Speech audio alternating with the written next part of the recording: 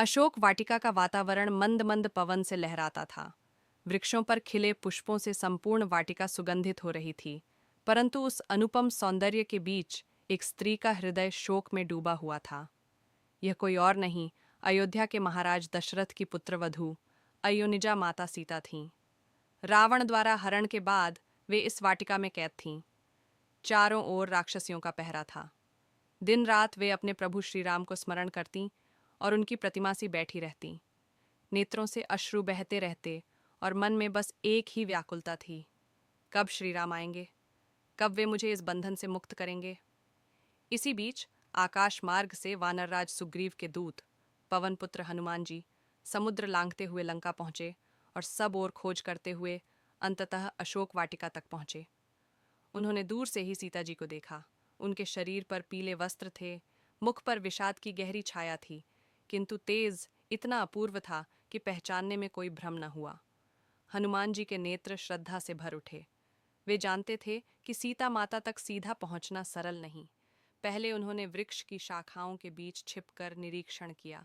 जब उन्हें निश्चित हो गया कि यही जनकनंदिनी सीता हैं, तब वे अत्यंत विनम्र भाव से प्रकट हुए।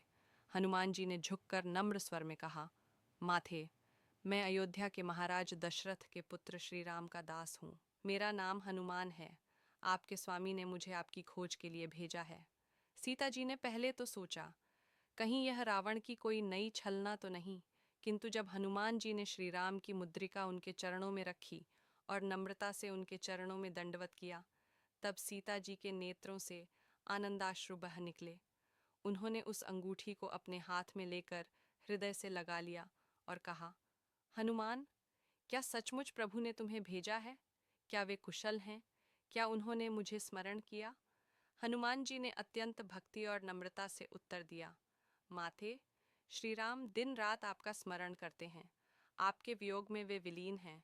आपको छुड़ाने के लिए उन्होंने वानर सेना संगठित की है। शीघ्र ही वे यहाँ आकर लंका का संहार करेंगे और आपको पुनः अयोध्या ले जाएंगे। इन शब्दों ने सीता जी के दूह खबरे हृदय में आशा की किरण जगा दी। उनके मुख पर पहली बार मुस्कान की आभा दिखाई दी। उन्होंने आशीर्वाद दिया, हनुमान, तुमने मुझे राम का संदेश सुनाकर जीवन दान दिया है। प्रभु की विजय निश्चित है।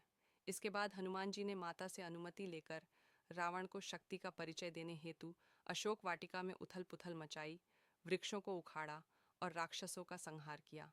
किंतु वह अलग कथा है। इस प्रकार अशोक वाटिका में हनुमान जी और सीता माता का मिलन केवल संदेश का आदान प्रदान नहीं था, बल्कि विश्वास, श्रद्धा और धैर्य का संगम था।